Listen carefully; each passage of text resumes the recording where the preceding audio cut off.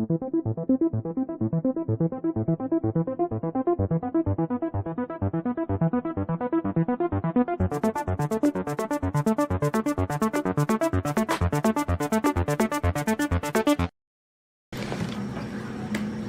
oke, selamat datang kembali di channel Aquatronic Labs. Di video kali ini saya memegang ataupun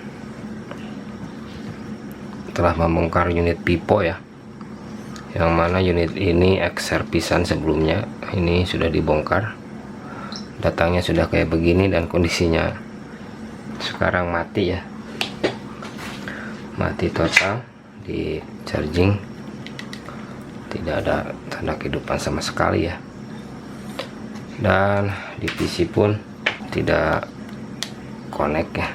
Ini pipo PD2139F seri Y21S. Untuk mulai menganalisa kerusakannya, ini saya pasang untuk arus kerja via power supply untuk mengetahui kerusakan pastinya ya.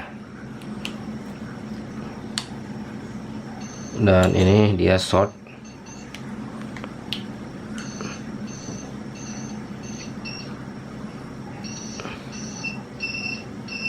Ini saya pasang plus ke pibet plus, dan ini short total. Shortnya ini tidak diketahui untuk penyebab pasti kerusakannya ya. Jadi saya tangani, saya cek kerusakan sebenarnya ini ada di area mana saja yang terjadi short, full short ini ya, artinya full short. Kalau mesinnya sih masih utuh, ini hanya dibongkar penutup CPU nya saja. Nah, ini dia mesinnya masih sangat utuh ya. Saya tangani dan pastikan penyebab shortnya itu dari mana ya. Saya masuk ke tahap perbaikan saja.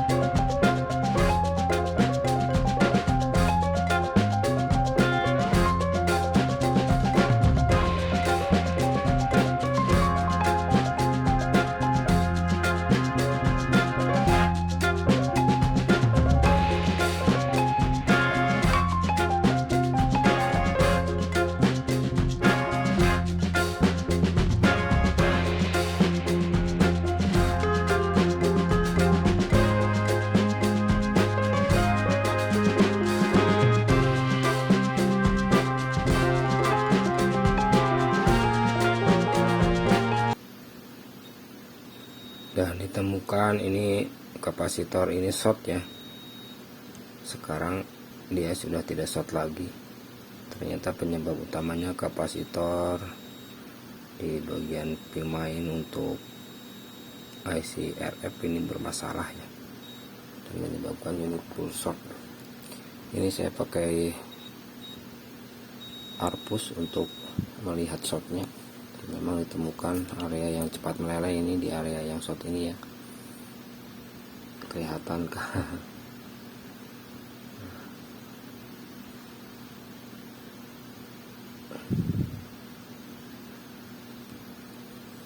Kita uji lagi dia power supply.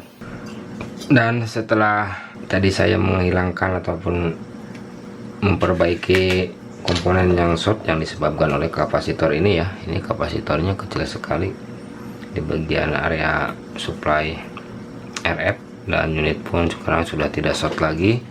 Saya cek via arus power supply untuk mengetahui apakah shortnya sudah benar-benar hilangkah. Dan ini sudah hilang ya untuk shortnya, dan saya coba on kan, dan sekarang ampere sudah naik, namun ya gantung ya, gantung di 0,01. Ini kalengnya tadi sempat saya buka, karena memang hasilnya gantung kayak gini ya. Ini unit tidak akan bisa menyala. Saya coba di LCD,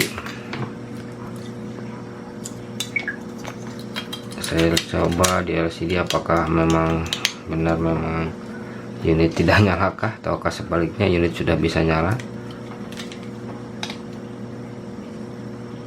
Dan memang tidak menyala ya, tidak ada getar, tidak ada apa ya. Dan di PC pun ini masih tetap tidak terbaca sama sekali ya.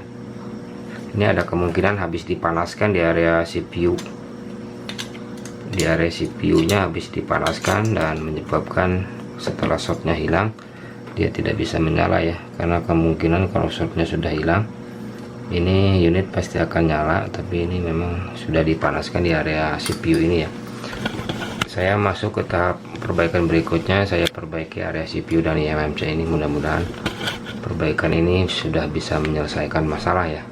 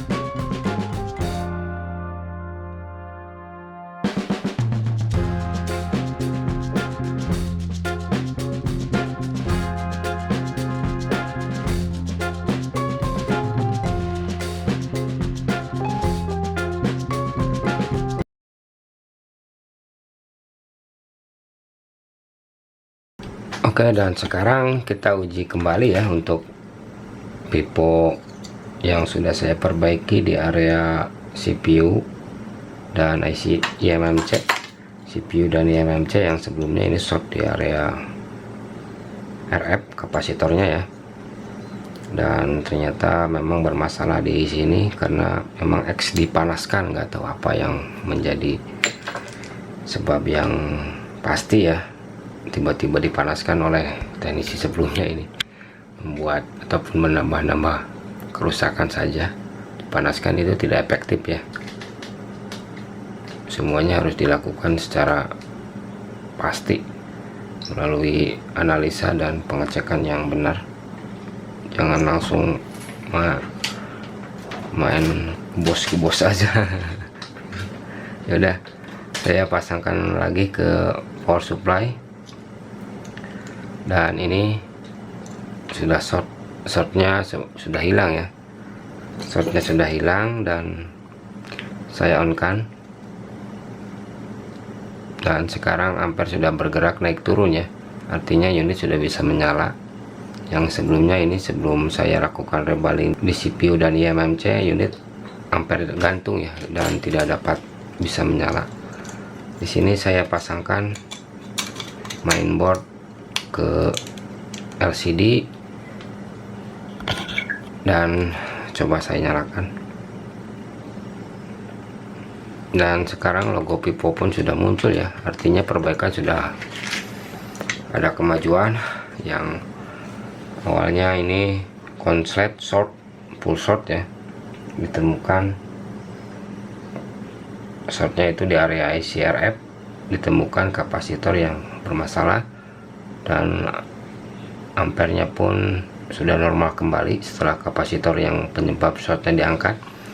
Dan setelah shortnya hilang, unit tidak bisa menyala ya, dan ditemukan memang CPU dan eMMC bekas dipanaskan. Jadi saya lakukan rebaling di kedua IC tersebut, dan unit pun sudah bisa menyala ini ya, sudah bisa masuk ke booting. Kita tunggu sampai dia masuk ke menu utama.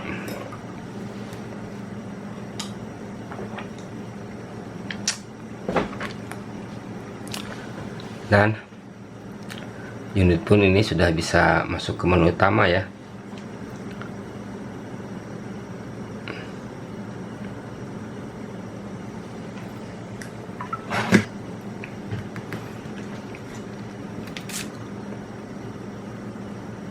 Dan ini dia sudah di menu utama, dan ini tidak ada kunci layar ya, jadi bisa langsung masuk ke menu utama. Saya cek settingannya saja. Ini masuk ke tentang ponsel pipo Y21 ya, internal 4/64 GB, dan ini nanti saya uji. Intinya perbaikan selesai di pipo Y21 ini. Dengan kerusakan ini sih pastinya, kerusakan pastinya ini short ya yang menyebabkan unit ini mati. Namun teknisi sebelumnya memanaskan CPU dan eMMC hingga menyebabkan setelah short hilang penyakit bertambah dan harus dilakukan rebaling di eMMC dan CPU. Mungkin begitu. Bila ada salah pengerjaan maupun salah kata di video ini, silahkan koreksi di kolom komentar. Dan bila ada kasus ataupun permasalahan yang ingin dibedah di video berikutnya, silahkan tulis di komentar aja, nanti saya pilih. Mungkin begitu saja. Pipo Y21 kerusakan terselesaikan. Sekian dan terima kasih.